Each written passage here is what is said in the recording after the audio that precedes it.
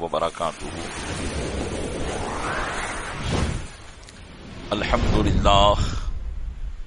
الحمد للہ نحمده ونستعینه ونستغفره ونؤمن به ونتوکل علیہ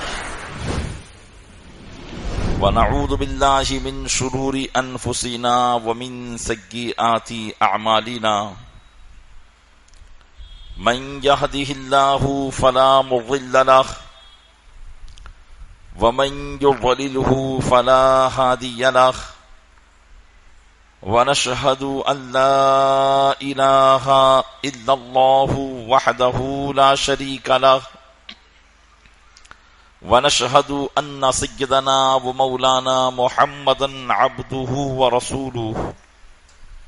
أما بعد فأعوذ بالله من الشيطان الرجيم. بسم الله الرحمن الرحيم. لقد كان لكم في رسول الله أسوة حسنة.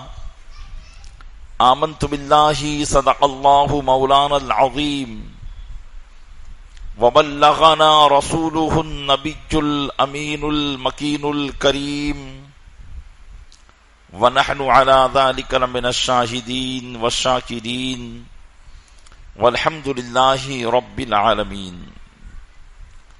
آئیے سب سے پہلے ہم اور آپ آقا نامدار مدینے کے تاجدار دونوں عالم کے مالک و مختار نائب پروردگار گلشن ہستی کی اولی فصل بہار کے دربار گوہربار میں درود پاک کا قیمتی ہار پیش کریں. اللہم صلی علی سیدنا شفیعنا نبینا مولانا محمد معدن الجود والکرم وعلیہ وبارک وسلم. عقیدت و محبت کے ساتھ ایک مرتبہ اور پڑھ دیں. اللہم صلی علی سیدنا شفیعنا نبینا مولانا محمد معدن الجود والکرم وعلیہ وبارک وسلم. گنبد خضرا کے تصور کے ساتھ ایک مرتبہ اور پڑھیں. اللہم صلی علی سیدنا شفیعنا نبینا مولانا محمد معدن الجود والکرم منبع العلم والحلم والحکم وعلیہ واصحابہ وبارک وسلم. صلاۃ و سلاما سرمدا دائما ابدا علیک یا رسول اللہ.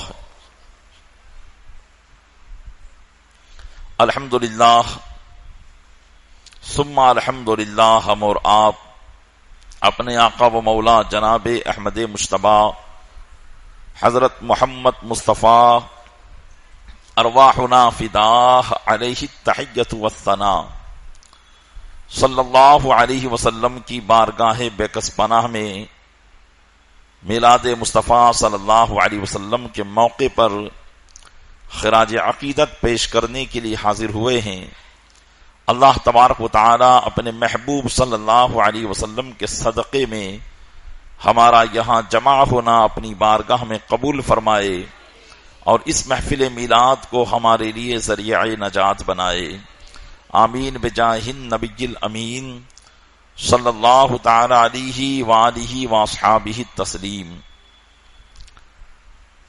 بندہ ملنے کو قریب حضرت قادر گیا لمعے باطن میں گمنے جلوے ظاہر گیا. تیری مرضی پا گیا سورج پھرا الٹے قدم. تیری مرضی پا گیا سورج پھرا الٹے قدم. تیری انگلی اٹھ گئی مہکا کلیجہ چر گیا.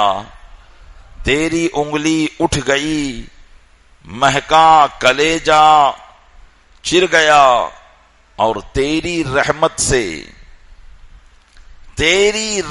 سے صفی اللہ کا بیڑا پار تھا. صفی اللہ جانتے ہیں کون ہیں؟ حضرت آدم علی نبینا علیہ الصلوۃ والتسلیم. ان کا لقب ہے صفی اللہ. فرماتے اعلی حضرت تیری رحمت سے صفی اللہ کا بیڑا پار تھا.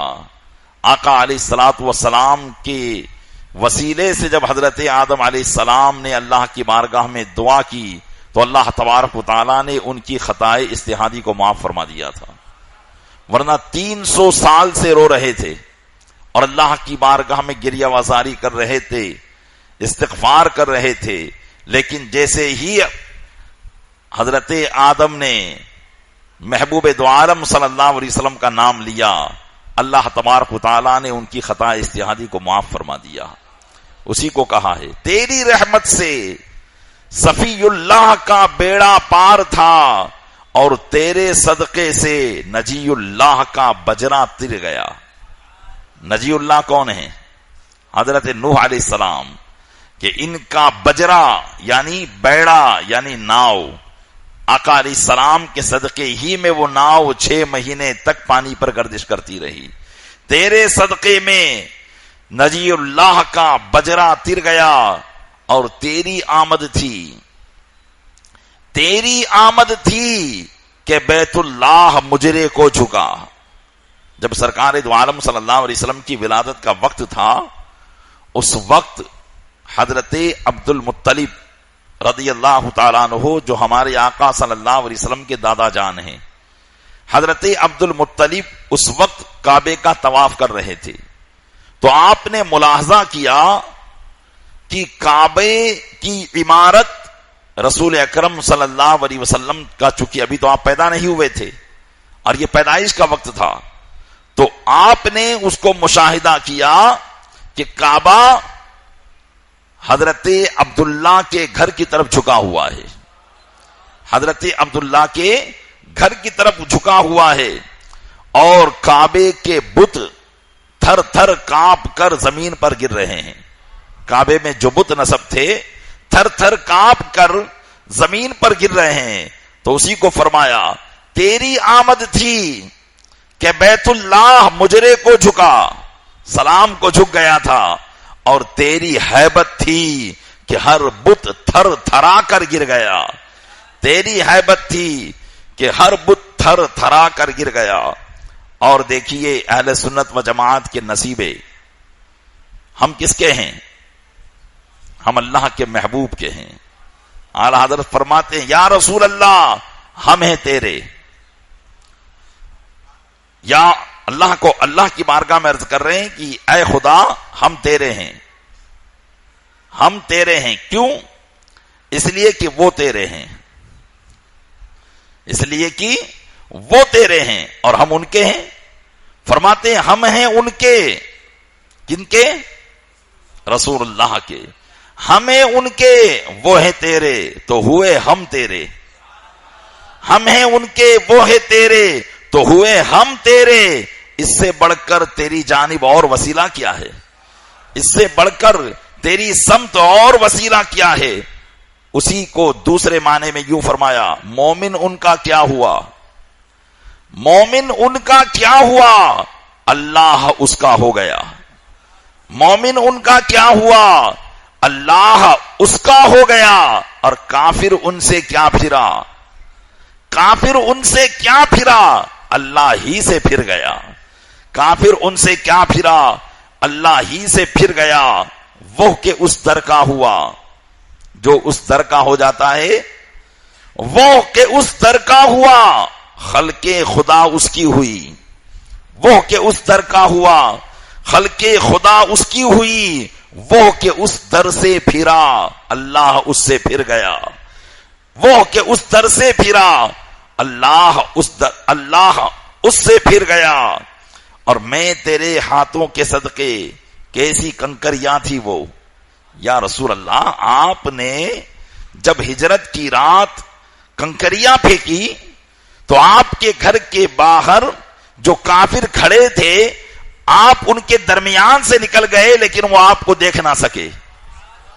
کہتے ہیں وہ میں تیرے ہاتھوں کے صدقے، کیسی کنکریاں تھی وہ جن سے اتنے کافروں کا دفعتن منہ پھر گیا، جن سے اتنے کافروں کا دفعتن منہ پھر گیا۔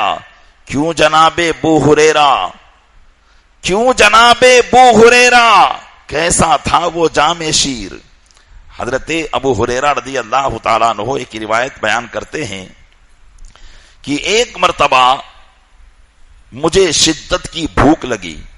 حضرت ابو ہریرہ غریب الوطن تھے، سرکار دو عالم صلی اللہ علیہ وسلم کی بارگاہ ہی میں پڑے رہتے تھے، اور جو صفہ چبوترا ہے وہیں سرکار دو عالم صلی اللہ علیہ وسلم کے تقریباً 70 صحابہ اپنا گھر بار چھوڑ کر آپ کے در پر پڑے رہتے تھے اور آپ سے علم دین حاصل کیا کرتے تھے. یہ ان کا معاملہ تھا. اور ان کے کھانے پینے کا انتظام کیا ہوتا تھا کہ کبھی صحابہ کرام کچھ لے آتے تھے، اللہ کے محبوب کی بارگاہ میں پیش کرتے تھے، تو اللہ کے محبوب صلی اللہ علیہ وسلم اصحاب صفہ کو بلاتے اور ان کو پیش کر دیا کرتے تھے. تو حضرت ابو ہریرہ کہتے ہیں کہ ایک دن تو ایسا ہو گیا کہ 2-3 دن ہو گئے اور کچھ ہدیہ نہیں آیا، جس کی وجہ سے میرا پیٹ سے چپک گیا تھا. کہتے ہیں کہ میں مسجد کے راستے پر میں نے دیکھا کہ حضرت ابوبکر صدیق آ رہے ہیں، تو میں ان کے سامنے جان بوجھ کر جا کر بیٹھ گیا تاکہ وہ میری حالت کو دیکھیں تو مجھے اپنے گھر لے جا کر کھانا کھلائیں.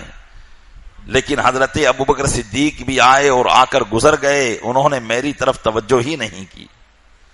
حضرت عمر فاروق اعظم آئے، انہوں نے بھی دیکھا، میری طرف توجہ ہی نہیں کی. پھر میں اٹھا اور میں رسول اکرم صلی اللہ علیہ وسلم کی بارگاہ میں چلا گیا اور آپ کی بارگاہ میں بیٹھا تھا. بھوک کی شدت تھی، انتظار کر رہا تھا کہ کوئی کچھ لے کر آئے تو مجھے دے دیا جائے. میں نے اللہ کے محبوب کی بارگاہ میں عرض بھی کیا، یا رسول اللہ میں بہت بھوکا ہوں. اتنے میں ایک انصاری صحابی دودھ کا کٹورا لے کر آئے. کٹورا اتنا ہی بڑا ہوتا ہے، زیادہ بڑا ہوگا تو تپیلا کہیں گے. حدیث پاک میں کٹورے کے الفاظ ہیں کہ ایک صحابی رسول دودھ کا پیالہ لے کر آئے اور عرض کی، یا رسول اللہ آپ کی خدمت میں حاضر ہے. سرکار دو عالم صلی اللہ علیہ وسلم نے اس کو قبول فرمایا. حضرت ابو ہریرہ کہتے ہیں چلو اب تو دودھ کا پیالہ آ گیا، اب تو پینے کو ملے گا. لیکن مجھ سے کہا جاؤ صفہ پر جتنے بھی صحابی ہیں سب کو بلا لاؤ. حضرت ابو ہریرہ کہتے ہیں میں دل میں سوچنے لگا سب سے زیادہ بھوکا تو میں ہی ہوں، اور میں نے آقا علیہ السلام سے کہا بھی تھا، چاہیے تو یہ تھا کہ تم ہی دودھ پی لو، لیکن اب کٹورا ایک ہے دودھ کا اور اس میں 70 لوگوں کو بلایا جا رہا ہے، آخرکار کتنا ایک ایک کے حصے میں آئے گا. لیکن رسول اللہ کا فرمان تھا، بلانے چلے گئے. حجت نہیں کی، دلیل نہیں کی، تمام صحابہ کو بلا لائے اور آقا علیہ السلام کی بارگاہ میں صحابہ کرام بیٹھ گئے. پھر سرکار دو عالم صلی اللہ علیہ وسلم نے کہا ابو ہریرہ یہاں آؤ. فرمایا لو اس پیالے سے سب کو دودھ پلاؤ. حضرت ابو ہریرہ کہتے ہیں بھوکا تو میں ہوں، دودھ دوسروں کو پلایا جا رہا ہے. سب کو دودھ پلایا، یہاں تک کہ سب نے شکم سیر ہو کر دودھ پیا.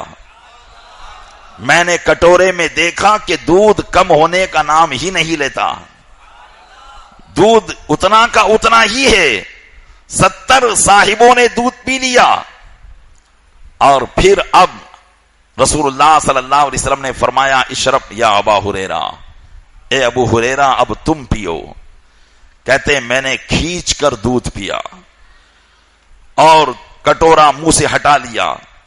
سرکار صلی اللہ علیہ وسلم نے فرمایا اشرب یا ابا ہریرہ، اے ابو ہریرہ پھر پیو. کہتے میں نے اور کھینچ کر پیا اور کٹورا منہ سے ہٹا لیا. پھر فرمایا اشرب یا ابا ہریرہ، اور پیو. کہنے میں نے اور پیا، یہاں تک کہ اتنا میں نے پی لیا کہ اب مجھ سے پیا نہیں جا رہا تھا، لیکن دودھ کٹورے میں اتنا کا اتنا ہی تھا. اعلیٰ حضرت نے اسی واقعے کو نقل کیا. پوچھ رہے حضرت ابو ہریرہ سے کیوں جناب ابو ہریرہ کیسا تھا وہ جام شیر؟ شیر دودھ کو کہتے ہیں فارسی زبان میں. کیوں جناب ابو ہریرہ کیسا تھا وہ جام شیر جس سے 70 صاحبوں کا دودھ سے منہ پھر گیا؟ جس سے 70 صاحبوں کا دودھ سے منہ پھر گیا کہ جب آدمی کسی چیز کو بہت زیادہ کھا لیتا ہے تو پھر اس کی کھانے کی حاجت نہیں باقی رہتی. اب اس کے سامنے کتنا ہی لذیذ کھانا کیوں نہ رکھ دیا جائے، پیٹ بھرا ہوتا ہے تو منہ پھر جاتا ہے. اسی کو کہا کیوں جناب ابو ہریرہ کیسا تھا وہ جام شیر جس سے 70 صاحبوں کا دودھ سے منہ پھر گیا. عرش پر دھومیں مچی وہ مومن صالح ملا، فرش سے ماتم اٹھائے وہ طیب و طاہر گیا. ٹھوکریں کھاتے پھرو گے، ٹھوکریں کھاتے پھرو گے، ان کے در پر پڑے رہو. میرے آقا علیہ السلام کا در ایسا در ہے کہ اس در سے جو چلا جاتا ہے وہ در بدر کی ٹھوکریں کھاتا ہے. تو یہ ہم کو بھی مشورہ ہے اور اعلیٰ حضرت خود کو مخاطب کر کے کہہ رہے ہیں ٹھوکریں کھاتے پھرو گے، ان کے در پر پڑے رہو. قافلہ تو ہے رضا اول گیا آخر گیا. مدینہ منورہ جانے والے اور وہاں سے واپس آنے والے اور آنے والے جو ہوا کرتے ہیں، اگر وہ آنے والے عاشق رسول ہوتے ہیں تو ان کی کیفیت ہی کچھ اور ہوتی ہے، ان کی کیفیت ہی کچھ اور ہوتی ہے، اور وہ اپنے آقا کا در چھوڑنا نہیں چاہتے ہیں، وہ آقا کا در چھوڑنا نہیں چاہتے ہیں. اسی لیے پھر اعلیٰ حضرت رضی اللہ تعالیٰ عنہ ایک مرتبہ جب مدینہ منورہ سے اپنے وطن کی طرف آ رہے تھے تو فرماتے ہیں یاد وطن ستم کیا، دشت حرم سے لائی کیوں، بیٹھے بٹھائے بد نصیب سر پہ بلا اٹھائی کیوں. یہ وطن کی یاد بھی بڑی ستمگر ہے کہ جو عزیز و اقارب کی یاد ستاتی ہے اور آدمی واپس وہاں سے چلا آتا ہے اور پھر آنے کے بعد یہاں روتا ہے کہ کیوں مدینہ سے چلا آیا. تو فرمایا یاد وطن ستم کیا، دشت حرم سے لائی کیوں، بیٹھے بٹھائے بد نصیب سر پہ بلا اٹھائی کیوں. اور بار نہ تھے حبیب پر پالتے ہی غریب کو. ہم آقا علیہ السلام پر بوجھ تو نہیں تھے، وہ تو ساری کائنات کو کھلا رہے ہیں.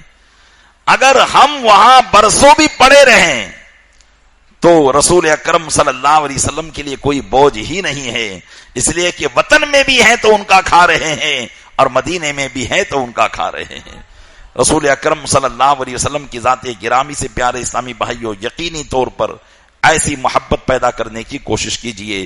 درود پاک پڑھے اللہم صلی علی سیدنا شفیعنا نبینا مولانا محمد مادر الجود والکرم وآلہ بارک وسلم صلاۃ و سلام علیک یا رسول اللہ.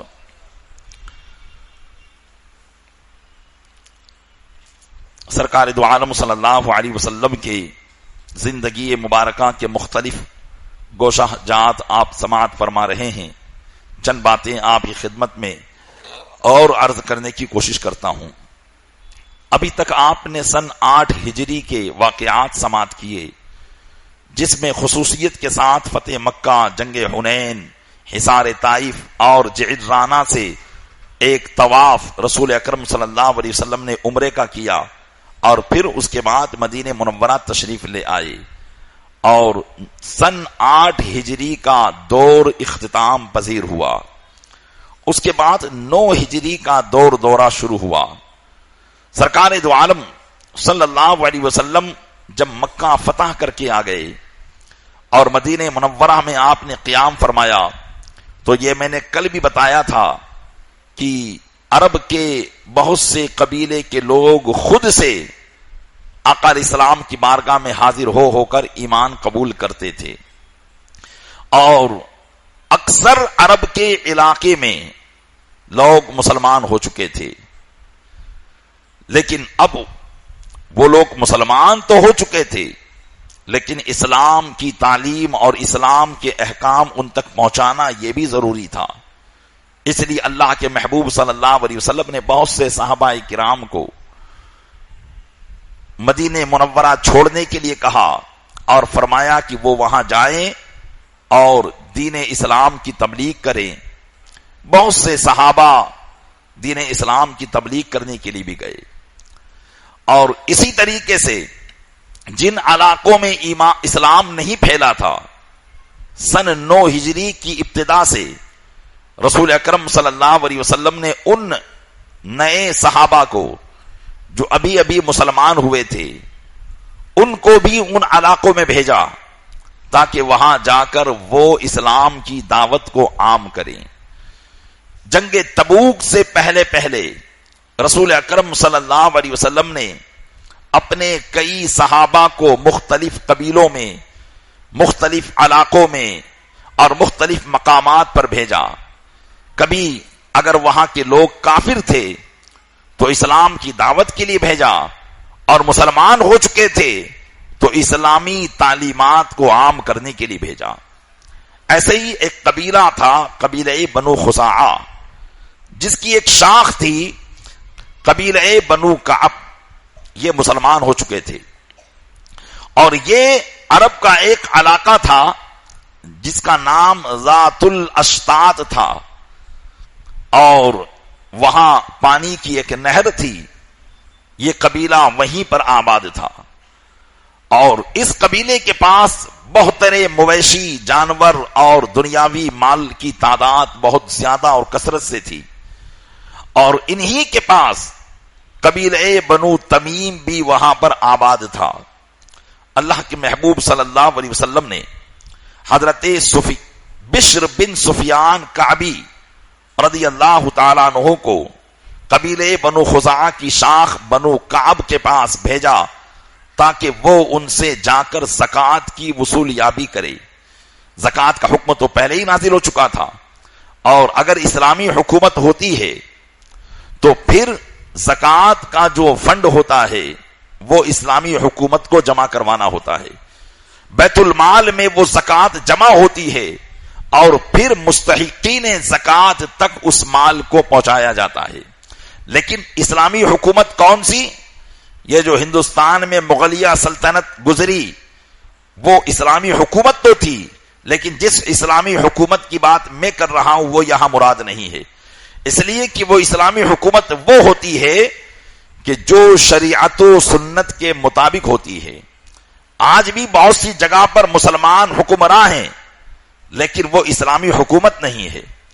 ہاں، اسلامی حکومت وہ ہوا کرتی ہے کہ رسول اکرم صلی اللہ علیہ وسلم کے خاندان قریش کا کوئی خلیفۃ المسلمین ہوا کرتا ہے، جس کا اختتام ترکی حکومت سے پہلے خلفائے بنو عباس تک پہنچا اور وہیں ختم ہو گیا، اور اس کے بعد ترکی حکومت شروع ہوئی تو علماء نے اسے بھی اسلامی حکومت قرار دیا۔ اگرچہ خلیفۃ المسلمین کے شرائط اہل ترک میں نہ تھے، لیکن اس کے باوجود علماء نے اسے اسلامی حکومت تسلیم کیا اور قبول کیا، کیونکہ ترکی حکومتیں بھی اسی طریقے سے نظام چلایا کرتی تھی جو اللہ رسول کا حکم ہوا کرتا تھا۔ شریعت مطہرہ کی پابندی کے ساتھ وہ اپنے نظام کو چلایا کرتی تھی، لیکن ان کے علاوہ جتنی بھی اسلامی حکومتیں دنیا میں ہوئی، ہاں انہوں نے اللہ رسول کے پیغام کو عام تو کیا، لیکن شریعت کے جو قانون جس طریقے سے اسلامی حکومت کو چلانے کا نظام ہے اس پر وہ مکمل طور پر عمل نہیں کر پائے۔ تو بہرحال عرض یہ کر رہا تھا کہ جب اسلامی حکومتیں تھی تو اس وقت زکوٰۃ، جیسے آج زکوٰۃ آپ خود بیوہ کو دے دیتے ہیں، آپ خود یتیم کو دے دیتے ہیں، آپ خود جو ہے مدرسے میں لے جا کر دے دیتے ہیں، یا مدرسے کا کوئی نمائندہ آتا ہے وہ آپ سے زکوٰۃ وصول کر لیتا ہے۔ بہرحال اس طریقے سے آج کے زمانے میں نظام ہے، لیکن جب اسلامی حکومت ہوتی ہے تو سارے مسلمانوں کی زکوٰۃ کو اسلامی حکومت میں جمع کیا جاتا ہے، جس کو بیت المال کہا جاتا ہے، اور پھر اسی بیت المال سے جیسی جہاں ضرورت ہوتی ہے خلیفۃ المسلمین وہاں پر ضرورت کے مطابق خرچ کرتا ہے۔ یتیموں، بیواؤں، فقیروں، غریبوں کا ایک رجسٹر ہوتا ہے جس میں ان کے نام ہوتے ہیں، اور ہر ایک کو ہر مہینے کا راشن پانی ان کی ضرورتوں کے مطابق پہنچایا جاتا ہے، اور اسلامی جتنے بھی کام ہیں وہ سب اسلامی حکومت کے ماتحت چلتے ہیں۔ تو چونکہ میرے آقا صلی اللہ علیہ وسلم نے مدینہ منورہ سے فتح مکہ کے بعد ایک اسلامی حکومت قائم فرمائی تھی، اور جتنے بھی مسلمان تھے وہ سب اس اسلامی حکومت کے زیر تھے، اس کے ماتحت تھے۔ اس لیے ہر ایک کے لیے اللہ کے محبوب کے فرمان پر عمل کرنا ضروری تھا. زکوٰۃ ہو تو زکوٰۃ کو بھی جو ہے وصول کیا جاتا تھا. تو سرکار دو عالم صلی اللہ علیہ وسلم زکوٰۃ کی وصول یابی کے لیے عاملین مقرر فرمایا کرتے تھے جو زکوٰۃ کی وصول یابی پر مقرر ہوا کرتے تھے. وہ لوگ جا جا کر لوگوں سے زکوٰۃ وصول کرتے تھے. حضرت بشر بن سفیان کعبی کو رسول اکرم صلی اللہ علیہ وسلم نے قبیلہ بنو کعب کے پاس زکوٰۃ کی وصول یابی کے لیے بھیجا کہ جاؤ ان سے زکوٰۃ وصول کرو. چنانچہ حضرت بشر بن سفیان کعبی نے جب قبیلہ بنو کعب کے پاس رسول اللہ کا یہ فرمان سنایا تو ان سب نے اللہ کے محبوب کے فرمان پر اپنے جانوروں میں سے بہترین جانور زکوٰۃ کے طور پر نکال کر دیا اور کثیر مال انہوں نے جمع کر لیا. لیکن حضرت بشر بن سفیان جب ان سارے مالوں کو لے کر مدینہ منورہ کی طرف روانہ ہونے لگے تو قبیلہ بنو تمیم کے لوگ آڑے آ گئے اور بنو کعب سے کہنے لگے کہ تم یہ مال اتنا مدینے میں کیوں بھیج رہے ہو؟ تو قبیلہ بنو تمیم کو بنو کعب نے کہا کہ چونکہ اب ہم مسلمان ہو گئے اور مسلمان کے لیے ضروری ہے کہ وہ اپنے مال کا 40واں حصہ اللہ کی راہ میں نکالے، اس لیے یہ مال ہمیں پہنچانا ضروری ہے. اللہ تعالیٰ اس نکالے ہوئے مال کی برکتیں ہمارے دوسرے اموال میں عطا فرمائے گا. لیکن قبیلے بنو تمیم کے لوگ کہنے لگے کہ یہ مال ہم کسی بھی صورت میں مدینہ نہیں جانے دیں گے. ان لوگوں نے اس سارے مال کو پکڑ لیا اور بند کر کے رکھ دیا. حضرت بشر بن سفیان کعبی رضی اللہ تعالیٰ عنہ جو اس مال کی وصول یابی کے لیے گئے تھے ان کو بھی انہوں نے پکڑ لیا، لیکن آپ خاموشی کے ساتھ رات کے وقت وہاں سے نکل گئے اور مدینہ منورہ پہنچے. اللہ کے محبوب صلی اللہ علیہ وسلم کو سارے حالات سے متنبع کیا، بتایا کہ ایسا ایسا معاملہ ہوا ہے. تو اللہ کے محبوب صلی اللہ علیہ وسلم نے حضرت عیینہ بن حسین کے ساتھ 50 مجاہدین کا دستہ بھیجا اور فرمایا کہ اس طریقے سے جانا کہ رات میں سفر کرنا اور دن میں جو ہے کسی بھی خفیہ جگہ پر چھپ جانا تاکہ بنو تمیم کو تمہارے آنے کی خبر نہ ہو. اس خاموشی کے ساتھ وہاں پر پہنچنا. حضرت عیینہ بن حسین 50 مجاہدین کا دستہ لے کر قبیلہ بنو کعب کی طرف روانہ ہوئے اور جس طرح رسول اکرم صلی اللہ علیہ وسلم نے ان کو نصیحت فرمائی تھی اسی پر وہ عمل کرتے رہے کہ رات میں سفر کرتے اور دن میں کسی پہاڑ کی اوٹ میں یا گفاؤں میں چھپ جاتے. یہاں تک کہ چند دنوں کا سفر کرنے کے بعد ایک دن اچانک قبیلہ بنو تمیم کے علاقے ذات الاشتات میں پہنچ گئے اور جا کر ان پر حملہ کر دیا.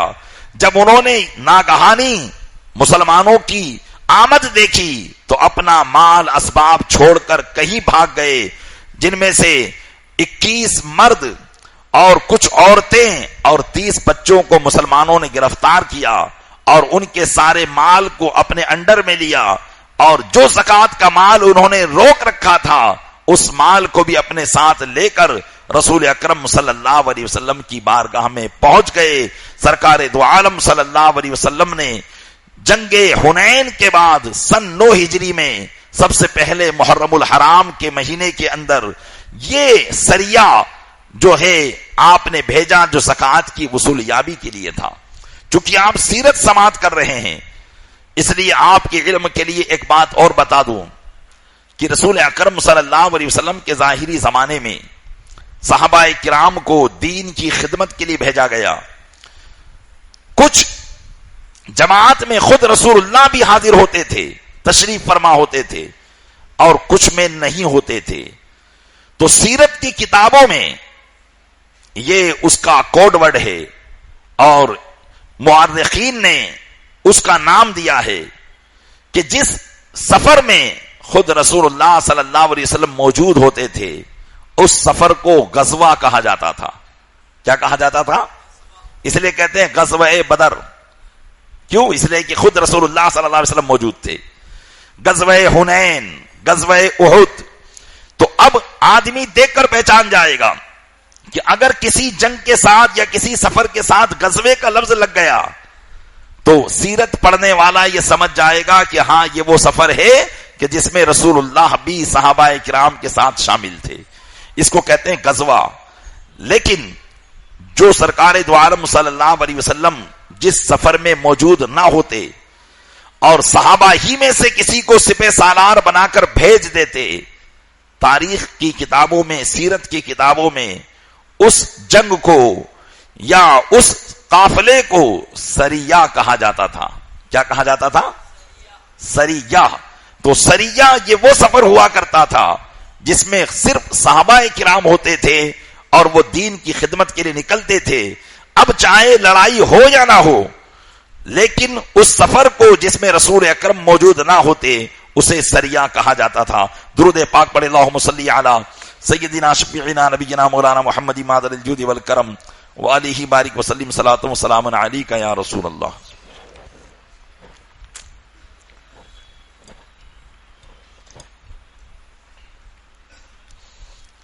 سرکار دو عالم صلی اللہ علیہ وسلم کی بارگاہ میں جب یہ تمام قیدی جن میں 11 مرد، 21 عورتیں اور 30 بچے تھے ان کو پہنچا دیا گیا تو اللہ کے محبوب صلی اللہ علیہ وسلم نے ارملہ بنت حارث کے گھر میں ان کو نظر بند کر دیا. اور جب بنو تمیم کے سردار کو پتا چلا کہ مسلمانوں کا قافلہ آیا تھا اور وہ یہاں سے بہت سا مال اور ہمارے لوگوں کو بھی قید کر کے لے گیا ہے، تو ان کے بڑے بڑے سردار سرکار دو عالم صلی اللہ علیہ وسلم کی بارگاہ میں جانے کے لیے تیار ہوئے اور مدینہ منورہ کا انہوں نے سفر باندھا. جب وہ مدینہ منورہ پہنچے تو ان کے قبیلے والے جو ارملہ بنت حارث کے گھر پر قید تھے، نظر بند تھے، جب قبیلے کے لوگوں نے ان کو دیکھا، اپنے سرداروں کو دیکھا تو زور زور سے چیخنا، چلانا، رونا شروع کر دیا. تو ان قبیلے بنو تمیم کے سرداروں نے کہا کہ ان قریب ہم محمد صلی اللہ علیہ وسلم سے تمہاری سفارش کریں گے اور تمہاری رہائی کے لیے ہی ہم یہاں پر آئے ہیں. چنانچہ دوپہر کا وقت تھا، رسول اکرم صلی اللہ علیہ وسلم اپنے کاشانہ اقدس میں آرام فرما رہے تھے کہ ان لوگوں نے گھر کے باہر ہی سے آواز لگانا شروع کیا اور کہنے لگے یا محمد اخرج الینا نفاخرک ونشاعرک فإنا مدحنا زین وإنا ذمنا شین.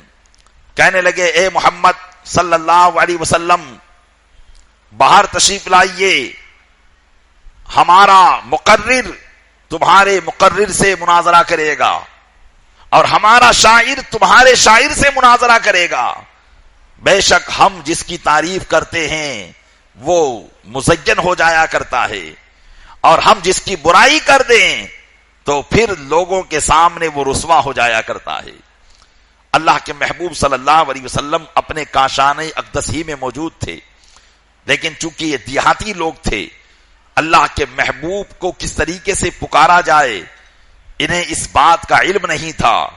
گھر کے باہر کھڑے ہو کر ہی یہ آواز پر آوازیں لگا رہے تھے. اللہ کے محبوب صلی اللہ علیہ وسلم ظہر کی نماز کے لیے اپنے کاشان اقدس سے باہر تشریف لائے.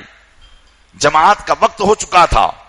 حضرت بلال نے اقامت کہہ دی تھی کہ جیسے ہی رسول اللہ جماعت کے لیے باہر تشریف لائے تو یہ قبیلے والے آپ سے چمٹ گئے اور کہنے لگے پہلے آپ ہماری درخواست کو سماعت کیجئے، اس کے بعد ہی ہم آپ کو جانے دیں گے. سرکار دو عالم صلی اللہ علیہ وسلم کچھ دیر کے لیے وہاں پر ٹھہرے اور پھر اس کے بعد رسول اکرم صلی اللہ علیہ وسلم نماز کے لیے تشریف لے گئے. ظہر کی نماز آپ نے ادا فرمائی اور پھر مسجد نبوی شریف کے صحن میں تشریف فرما ہوئے اور ان لوگوں کو بلایا. یہ لوگ کہنے لگے کہ اے محمد صلی اللہ علیہ وسلم، ہم تم سے مناظرہ کرنے کے لیے آئے ہیں، لہذا تم اپنے مقرر کو، اپنے خطیب کو ہمارے سامنے کھڑے کرو. ہم بھی اپنے خطیب کو کھڑے کرتے ہیں، پھر دیکھتے ہیں کس کی فصاحت و بلاغت زیادہ ہے. اور ہم اپنے شاعر کو کھڑا کرتے ہیں اور تم بھی اپنے شاعر کو کھڑا کرو، پھر دیکھتے ہیں کہ کس کا شاعر بہترین انداز میں شعر گوئی کا کام کرتا ہے. اہل عرب چونکہ زبان کے بہت ماہر تھے، عربی زبان وہ جانا کرتے تھے، عربی زبان پر ان کو ناز تھا اور ہر کس و ناقص وہاں شعر و شاعری کیا کرتا تھا. یہ ان کا ایک فن تھا جس پر انہیں بہت زیادہ گھمنڈ بھی تھا، تکبر بھی تھا. اس لیے وہ اللہ کے محبوب صلی اللہ علیہ وسلم کی بارگاہ میں اس طرح کی باتیں کر رہے تھے. اور انہوں نے دروازے کے باہر سے یہ بات کہی تھی کہ جس کی ہم تعریف کر دیتے ہیں وہ لوگوں کے سامنے تعریف کیا ہوا ہوتا ہے، اور جس کی ہم برائی کرتے ہیں وہ لوگوں کے سامنے برائی کیا ہوا ہوتا ہے. تو اللہ کے محبوب صلی اللہ علیہ وسلم نے ان سے فرمایا کہ تم نے ایسی بات کہی تھی، کذب تم نے جھوٹ کہا. تمہارا تعریف کرنا اور تمہارا کسی کی برائی کرنا کسی کو عزت نہیں دے سکتا اور کسی کو رسوا نہیں کر سکتا ہے. کہ تم جس کی تعریف کرو اس کی عزت ہو اور جس کی تم برائی کرو وہ لوگوں کے سامنے رسوا ہو جائے، ایسا نہیں ہو سکتا. سرکار دو عالم صلی اللہ علیہ وسلم نے فرمایا بل مدح اللہ زین و شتمہ شین، فرمایا بلکہ اللہ جس کی عزت کرتا ہے، اللہ جس کی تعریف کرتا ہے وہ لوگوں کے درمیان معزز ہو جایا کرتا ہے، اور اللہ جس کو رسوا فرما دے وہ لوگوں کے درمیان رسوا ہو جایا کرتا ہے. اللہ کے محبوب صلی اللہ علیہ وسلم نے اپنے اس فرمان کے ذریعے انہیں خاموش کر دیا. پھر وہ کہنے لگے ٹھیک ہے، آپ اپنے کسی مقرر یا کسی شاعر کو پیش کیجئے. تو اللہ کے محبوب صلی اللہ علیہ وسلم نے فرمایا کہ میں تمہارے درمیان شاعر بن کر نہیں آیا ہوں، شعر و شاعری کرنے کے لیے میں نہیں آیا، مجھے تو میرے رب نے ایک پیغام دے کر بھیجا ہے، اس پیغام کو لوگوں تک پہنچانے آیا ہوں. لیکن وہ اپنی بات پر اڑے رہے اور ان کا ایک سردار جس کا نام اتارد بن حاجب تھا وہ کھڑا ہوا اور اس نے اپنے قبیلے کی تعریف کی، اور اپنے قبیلے کی تعریف ہی میں پورا خطاب اس نے کیا، پوری تقریر کی. جب وہ اپنے قبیلے کی تعریف کر کے بیٹھ گیا جس میں اس نے جھوٹی روایتیں بھی اپنے قبیلے کے بارے میں بیان کی تھی، تو اللہ کے محبوب صلی اللہ علیہ وسلم نے اپنے ایک صحابی حضرت ثابت بن قیس کو اس کے جواب کے لیے کھڑا کیا. حضرت ثابت بن قیس کھڑے ہوئے اور انہوں نے اسلام کی ایسی تعریف کی اور اتنے بہترین الفاظ میں تعریف کی کہ یہ لوگ ان کی فصاحت و بلاغت کو دیکھ کر انگشت بدندہ رہ گئے، اپنی انگلیوں کو دانت میں چبانے لگے. پھر انہوں نے اپنی خفت کو مٹانے کے لیے اپنے ایک شاعر کو کھڑا کیا. زبرقان ان کا ایک سردار تھا، اس نے اپنے ایک شاعر کو کہا کہ اپنی عزت کو اشعار کی زبان میں بیان کیجئے. اس نے اپنے خاندان کا قصیدہ پڑھا جس کے 2 شعر آپ کی خدمت میں پیش کرتا ہوں. وہ کہنے لگا نحن الکرام فلا حج یعادلنا، نحن الرؤوس وفینا یقسم الربع. کہنے لگا کہ ہم معزز قبیلے کے لوگ ہیں، ہم بہترین قبیلے کے لوگ ہیں. جب کبھی ہمارے قبیلے کا ذکر ہوتا ہے تو کوئی محلہ یا کوئی قبیلہ ہمارے مقابل نہیں آ سکتا ہے. اپنی تعریف کرنے لگے اور کہنے لگے کہ ہم سردار ہیں اور ہمارے درمیان مال کا 4 حصہ تقسیم کیا جاتا ہے. پھر کہا اذا ابینا فلا یأب لنا احد، اگر ہم کسی بات کا انکار کر دیں تو کوئی ہماری بات کو ٹھکرا نہیں سکتا ہے. ہماری بات لوگوں کے لیے پتھر کی لکیر ہوتی ہے، اگر ہم کسی بات کا انکار کر دیں تو کوئی ہماری بات کو ٹھکرا نہیں سکتا. انا کذالک عند الفخر نرتفع، کہنے لگے ہم اسی طرح فخر کے وقت سب سے بلند و بالا ہوا کرتے ہیں. ان کا جو تکبر تھا یہ ان کی زبان سے ظاہر تھا. وہ اپنی جماعت کا اور اپنے خاندان کا قصیدہ پڑھ کر بیٹھ گیا تو اللہ کے محبوب صلی اللہ علیہ وسلم نے اپنے دربار کے شاعر حضرت حسان بن ثابت کو فرمایا کہ حسان بن ثابت ان کا جواب دو. حضرت حسان بن ثابت رسول اکرم صلی اللہ علیہ وسلم کی بارگاہ کے نعت خواں تھے. جب کوئی کافر سرکار کی بدگوئی کرتا تھا اشعار کی زبان میں تو حضرت حسان بن ثابت اشعار کی زبان میں اس کا جواب دیا کرتے تھے. یہ دیکھیے، یہ بات یاد رکھیے، ہر زمانے میں اللہ کے محبوب کے بدگوئی پیدا ہوئے ہیں، آپ کے بارے میں برے الفاظ کہنے والے پیدا ہوئے ہیں، تو اللہ تعالیٰ نے ہر زمانے میں اپنے محبوب کے نعت خوانوں کو بھی پیدا کیا ہے. ہر زمانے میں صحابہ کرام کے زمانے میں مشرکین مکہ رسول اللہ صلی اللہ علیہ وسلم کی برائیوں کو جب بیان کرتے تھے، حالانکہ آپ میں تو برائیاں تھی نہیں، اور جو برائی کو بیان کرتا تھا وہ بھی خود جانتا تھا کہ یہ برائیاں تو ان کے اندر ہے ہی نہیں، لیکن پھر بھی الفاظ کے بلبوتے پر وہ ان کی برائیاں کیا کرتا تھا اور ان کی برائیوں کو بیان کیا کرتا تھا. تو میرے آقا صلی اللہ علیہ وسلم جب کبھی ان کی بارگاہ میں اس قسم کا کوئی قصیدہ پہنچتا کہ جو نظم اہل مکہ نے ان کی ہجو میں کہی ہوتی تو حضرت حسان بن ثابت کو رسول اللہ فرماتے اے حسان اب اس کا جواب دو. تو حضرت حسان بن ثابت ان کا ایسا جواب دیتے کہ وہ خود شرمندہ ہو جایا کرتے تھے کہ انہوں نے کیسا جواب دیا ہے. یہ حضرت حسان بن ثابت تھے جو دربار رسالت کے شاعر تھے، اللہ کے محبوب صلی اللہ علیہ وسلم کی شان بیان کیا کرتے تھے. انہی کا تو یہ کلام ہے نا کہ انہوں نے فرمایا، اللہ کے محبوب کی بارگاہ میں یہ نعت انہوں نے کہی تھی، رسول اللہ صلی اللہ علیہ وسلم کی بارگاہ میں یہ نعت انہوں نے سنائی تھی، ما احسن منکا لم ترقت عینی. ما درود پاک پڑھ اللہم صلی علی سیدنا شفیعنا نبینا مولانا محمد معدن الجود والکرم وآلہ بارک وسلم صلاۃ و سلام علیکا یا رسول اللہ. حضرت حسان بن ثابت نے یہ کہا تھا کہ یا رسول اللہ آپ سے زیادہ تو کوئی حسین و جمیل پیدا ہی نہیں ہوا ہے. وَأَحْسَنُ مِنْكَ لَمْ تَرْقَتُّ عَيْنِي وَأَجْمَلُ مِنْكَ لَمْ تَلِدِ النِّسَاء. فرماتے ہیں یا رسول اللہ آپ سے زیادہ حسین و جمیل تو میں نے کسی کو دیکھا ہی نہیں ہے. لیکن کوئی یہ کہہ سکتا تھا کہ بھائی تم نے نہیں دیکھا، دنیا میں تو ہو سکتے ہیں، لیکن پھر انہوں نے دوسرے مصرے میں اس بات کو بھی ختم کر دیا اور کہا کہ آپ اتنے خوبصورت پیدا کیے ہیں کہ کسی ماں نے اتنا خوبصورت کوئی بچہ جنا ہی نہیں ہے. پھر کہتے ہیں کأنک خلقت مبرئا من کل عیب. آپ یا رسول اللہ ایسے پیدا کیے گئے کہ ہر عیب سے آپ کو پاک پیدا کیا گیا ہے. آپ کو ہر عیب سے پاک پیدا کیا گیا ہے. کأنک قد خلقت کما تشاء. آپ ایسے پیدا کیے گئے جیسا کہ آپ نے چاہا اسی طریقے سے آپ کو پیدا کیا گیا ہے. یہ حضرت حسان بن ثابت تھے جو رسول اکرم صلی اللہ علیہ وسلم کی نعت بیان کیا کرتے تھے. اللہ کے محبوب نے حضرت حسان بن ثابت رضی اللہ تعالیٰ عنہ سے فرمایا کہ حسان تم جواب دو اور اسلام کی تعریف کرو. حضرت حسان بن ثابت کھڑے ہوئے اور فرمایا نصرنا رسول اللہ والدین عنوتن.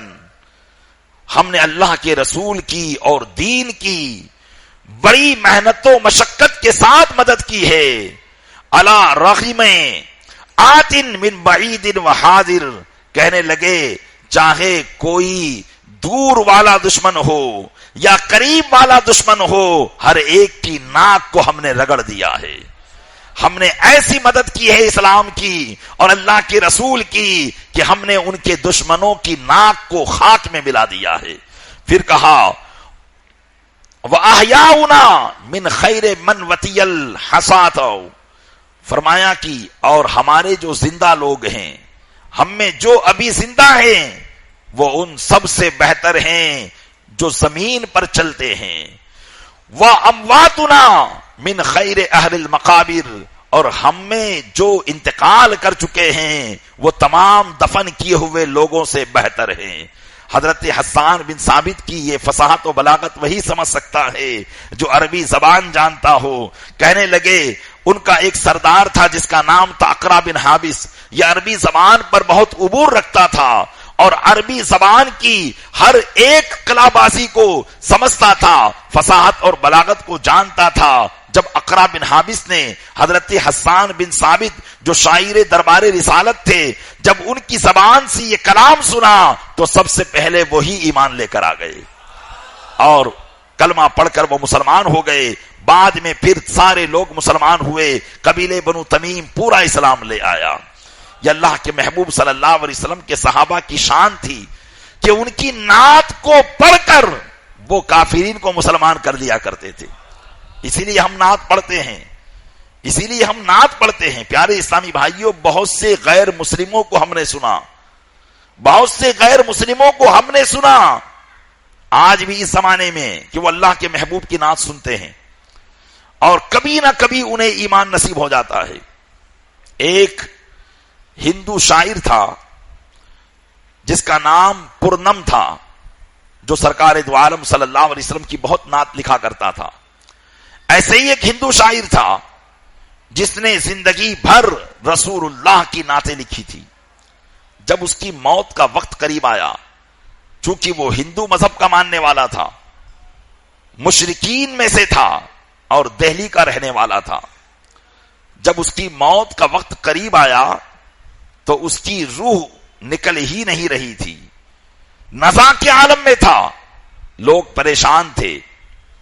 جب ان کے سادھوؤں کو بلایا گیا کہ کسی طریقے سے اس کی آتما کو شانتی ملے اور صحیح طریقے سے یہ نکل جائے, تو ان سادھوؤں نے جب اس کے حالات کو دیکھا اور اس کا پورا معائنہ کیا, تو چونکہ ان کے جو سادھو ہوتے ہیں یہ بھی کوئی نہ کوئی علم پڑھتے ہیں, اور آدمی کے پاس جب علم ہوتا ہے تو وہ علم اس کو ضرور روشنی دیتا ہے.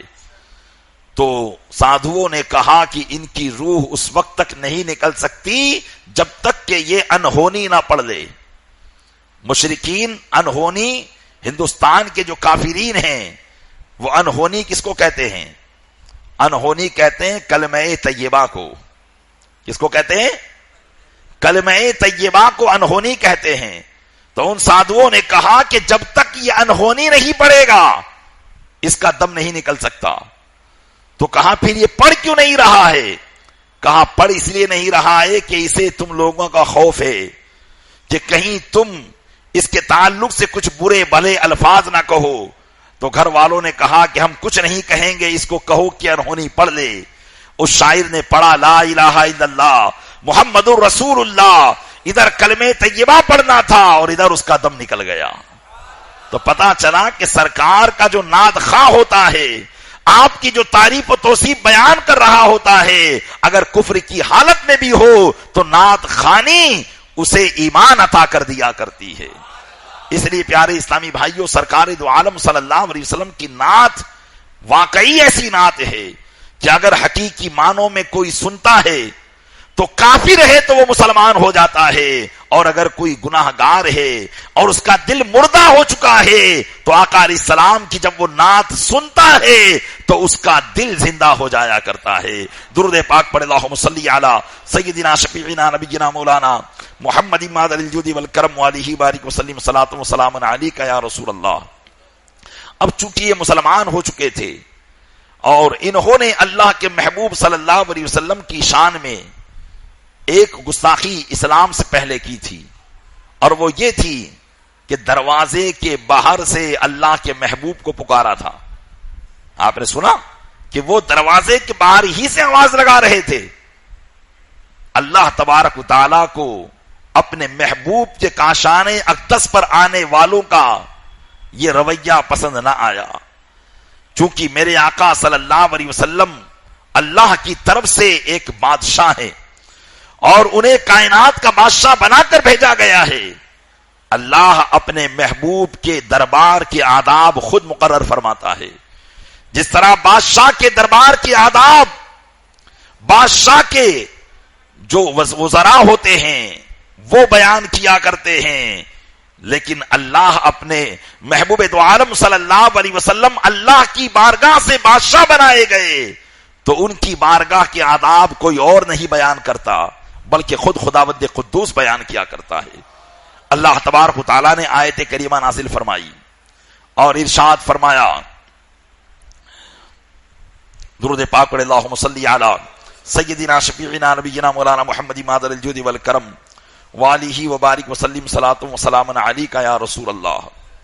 ان الذین ینادونک من وراء الحجرات اکثرهم لا یعقلون، بے شک وہ لوگ جو اے محبوب آپ کو دروازے کے باہر سے، کمروں کے باہر سے پکارتے ہیں، جو آپ کو کمروں کے باہر سے آواز دیتے ہیں، ان میں اکثر بے عقلے ہیں۔ اگر ان کو عقل ہوتی تو وہ اس طریقے سے آپ کو کمرے کے باہر سے نہ پکارتے۔ اللہ تبارک تعالیٰ نے پھر فرمایا، وَلَوْ أَنَّهُمْ صَبَرُوا لَكَانَ خَيْرًا لَهُمْ وَلَوْ أَنَّهُمْ صَبَرُوا حَتَّى تَخْرُجَ إِلَيْهِمْ، اور اگر یہ صبر کرتے یہاں تک کہ آپ خود ان کے پاس تشریف لے آتے، لَكَانَ خَيْرًا لَهُمْ، تو ضرور یہ ان کے لیے بہتر ہوتا۔ واللہ غفور الرحیم، لیکن اب چونکہ مسلمان ہو چکے ہیں اس لیے اللہ بخشنے والا مہربان ہے، اللہ ان کی اس غلطی کو معاف فرما دے گا۔ اس وقت سے یہ قانون ہو گیا، یہ دستور اور یہ ضابطہ بنا دیا گیا کہ اللہ کے محبوب کو کوئی بھی دروازے کے باہر سے نہیں پکارے گا۔ اسی لیے علماء فرماتے، اس سے پہلی آیت کریمہ ہے، یا ایھا الذین آمنوا لا تجہروا بعضکم لبعض، اے ایمان والو نبی کو ایسے نہ پکارو جیسے آپس میں تم ایک دوسرے کو پکارتے ہو، جیسے ہم پکارتے ہیں نام لے کر، اے زید، اے بکر، اے فلاں، اے فلاں۔ اللہ کے محبوب کو اس طریقے سے بھی پکارنے کو منع کر دیا گیا، چونکہ لوگ آ کر کبھی کبھی یہ کہتے تھے، یا محمد صلی اللہ علیہ وسلم۔ اللہ تبارک و تعالیٰ کو یہ بھی گوارا نہ ہوا کہ محبوب کا نام لے کر ان کو پکارا جائے۔ ارشاد فرمایا، اے لوگو محبوب کو اس طرح نہ پکارو جس طرح تم آپس میں ایک دوسرے کو پکارتے ہو۔ علماء فرماتے ہیں کہ پھر کیسے پکاریں؟ تو مفسرین فرماتے ہیں بلکہ ان کو جب بھی پکارنا ہو، یا رسول اللہ کہہ کر پکارو، یا حبیب اللہ کہہ کر پکارو، یا نبی اللہ کہہ کر پکارو۔ اسی بات پر علماء فرماتے ہیں کہ اسی وجہ سے یا محمد کہنا یہ حرام ہے۔ بعض لوگ نعتیہ دیوان بھی لکھتے ہیں، جب کلام لکھتے ہیں تو کبھی کبھی یا محمد کے الفاظ اس میں آ جاتے ہیں، یا مسجدوں کے اندر بھی یا محمد یا اللہ لکھ دیا جاتا ہے، تو یا محمد لکھنا بھی حرام ہے اور یا محمد پڑھنا بھی حرام ہے۔ اگر کہیں لکھنا ہو تو یا محمد نہ لکھا جائے بلکہ یا رسول اللہ، یا حبیب اللہ، یا نبی اللہ لکھا جائے، اس لیے کہ محمد صلی اللہ علیہ وسلم یہ آپ کا اسم ذاتی ہے اور اللہ کو یہ پسند نہیں ہے کہ کوئی اس کے محبوب کو اس کے نام کے ساتھ پکارے۔ ارے اللہ تو خود اپنے محبوب کو کبھی نام کے ساتھ نہیں پکارتا۔ قرآن کریم میں دیگر انبیاء کرام کے تذکرے آپ پڑھو گے، حضرت موسیٰ کو پکارا یا موسیٰ، حضرت عیسیٰ کو پکارا یا عیسیٰ، حضرت ابراہیم کو پکارا یا ابراہیم، حضرت نوح کو پکارا یا نوح، حضرت آدم کو پکارا یا آدم، حضرت اسماعیل کو پکارا، حضرت داؤد کو پکارا اور حضرت یوشع کو پکارا۔ گرد کی جس پیغمبر کو بھی پکارا اللہ نے ان کے نام سے پکارا۔ لیکن جب باری آئی اپنے محبوب کی، جب باری آئی اپنے محبوب کی تو نام سے نہ پکارا بلکہ کہیں فرمایا یا ایھا الرسول، کہیں فرمایا یا ایھا النبی، کہیں فرمایا یا ایھا المزمل، کہیں فرمایا یا ایھا المدثر، کہیں فرمایا یا ایھا النبی انا ارسلناک شاہدا ومبشرا ونذیرا، کہیں فرما رہا ہے محمد الرسول اللہ، یہاں یا نہیں لگایا بلکہ کہا محمد اللہ کے رسول ہیں۔ کہیں جو ہے ان کے القابات سے پکارا جا رہا ہے، نام لے کر نہیں پکارا جا رہا ہے۔ پتا چلا کہ جب خدا خود اپنے محبوب کے نام کے ساتھ ان کو نہیں پکارتا تو پھر امت یہ جسارت کیسے کر لے؟ اس لیے علماء نے فرمایا اس آیت کریمہ کے تحت کہ یا محمد نہ پکارا جائے بلکہ جب بھی ان کو پکارا جائے جائے تو یا رسول اللہ یا حبیب اللہ کہہ کر پکارا جائے۔ اللہ تبارک و تعالیٰ نے اپنے محبوب کی بارگاہ کی ادب کو خود جو ہے مقرر فرما دیا۔ میرے آقا صلی اللہ علیہ وسلم کی بارگاہ وہ بارگاہ ہے کہ ان کے در کے آداب ہر ایک ادب کو اللہ نے بیان کیا ہے، ہر ایک ادب کو اللہ نے بیان کیا ہے۔ اور 2-3 سال قبل اس پورے موضوع پر بحمدہ تعالی میں تقریر کر چکا ہوں کہ میرے آقا صلی اللہ علیہ وسلم ایک بادشاہ ہیں، اور بادشاہ کے دربار کے کچھ آداب ہوتے ہیں، اور ان آداب کو بادشاہ کے حوالی موالی بنایا کرتے ہیں، ان کے حواریین بنایا کرتے ہیں، لیکن اللہ کے محبوب کی یہ شان ہے کہ ان کے دربار کے آداب کوئی انسان نہیں بناتا بلکہ خود خداوند قدوس بنایا کرتا ہے۔ ایسی کئی آیتیں قرآن کریم میں ہیں جو ابھی مجھے مستحضر نہیں، ایسی کئی آیتیں ہیں جس میں خود اللہ تبارک و تعالیٰ نے اپنے محبوب کے دربار کے آداب کو بیان کیا۔ ایک ادب آپ کو بیان کر کے اپنی گفتگو کو ختم کرتا ہوں۔ صحابہ کرام میرے آقا علیہ السلام کی بارگاہ میں جب آیا کرتے تھے تو دیر تک بیٹھ جایا کرتے تھے۔ ایک مرتبہ رسول اکرم صلی اللہ علیہ وسلم نے سب کو دعوت دی تو تمام صحابہ کرام آقا علیہ السلام کی بارگاہ میں آئے۔ اب اس میں یہ تھا کہ کاشان اقدس جس کی بادشاہت فرش پر تھی اور جس کا تخت عرش اعظم تھا، لیکن فقر و فاقہ کا یہ عالم تھا کہ گھر مبارک ایسا تھا کہ کھڑے ہوتے تھے تو سر مبارک اوپر کی چھت سے ٹکراتا تھا۔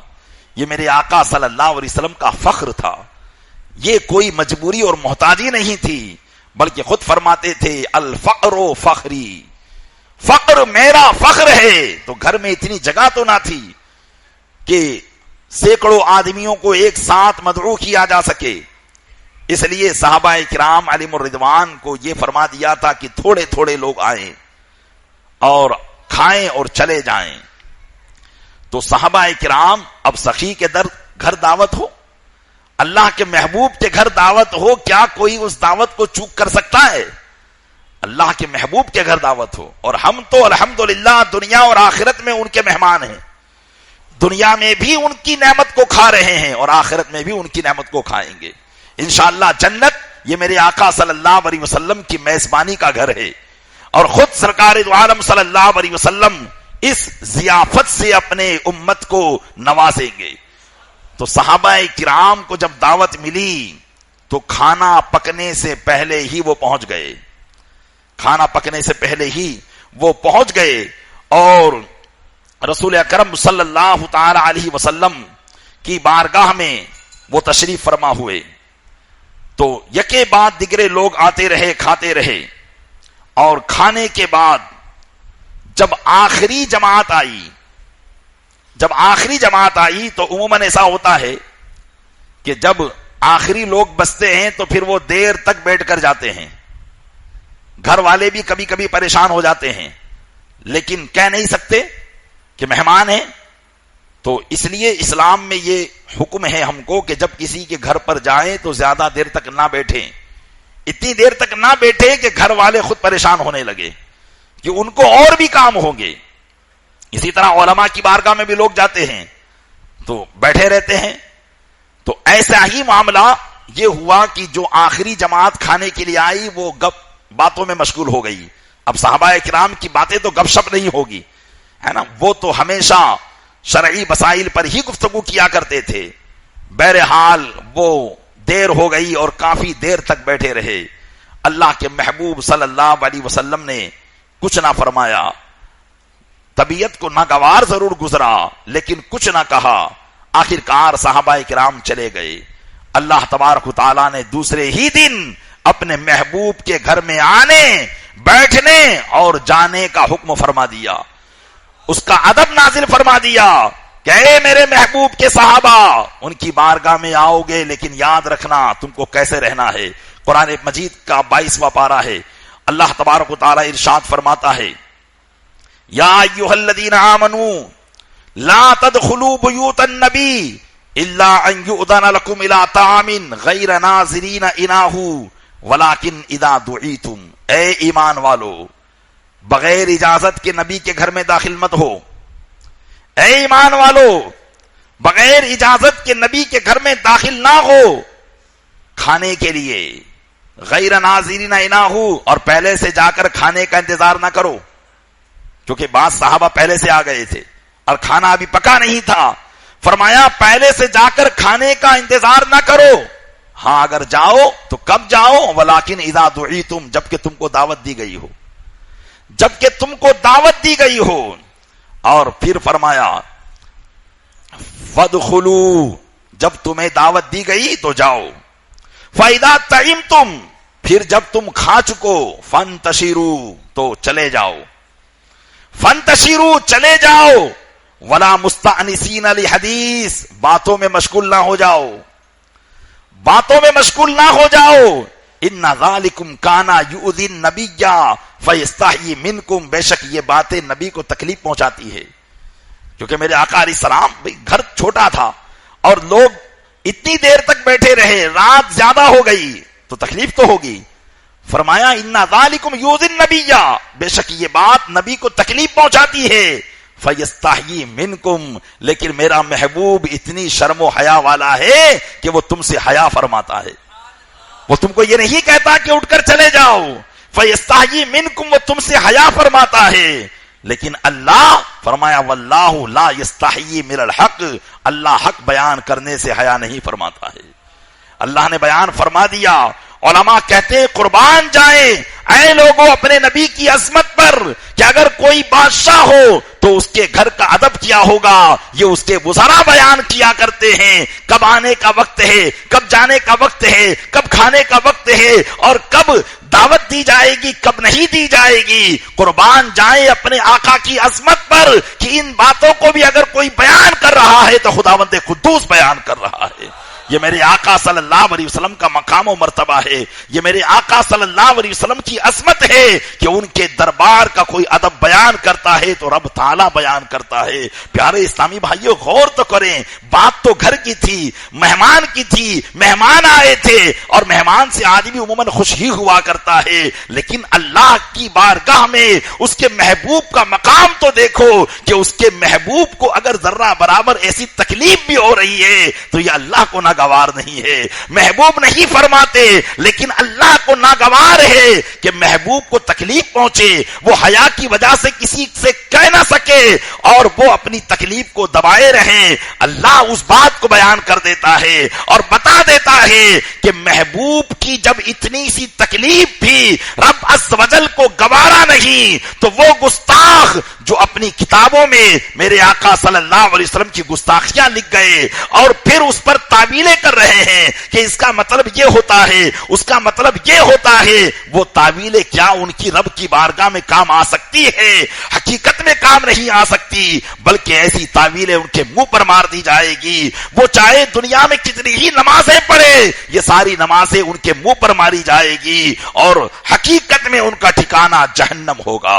اللہ تعالیٰ اپنے محبوب کے صدقے میں ان کے دربار کے آداب ہمیں بہتر طریقے سے عطا فرمائیں. ہم ایسے مؤدب بن جائیں، ایسے مؤدب بن جائیں کہ اپنے محبوب صلی اللہ علیہ وسلم کی تعظیم کما حق ہو جس طرح کرنی چاہیے اس طریقے سے ہم کرتے رہیں. اللہ اپنے محبوب صلی اللہ علیہ وسلم کے صدقے میں ان تمام باتوں پر عمل کرنے کی توفیق عطا فرمائے. تشریف فرما رہے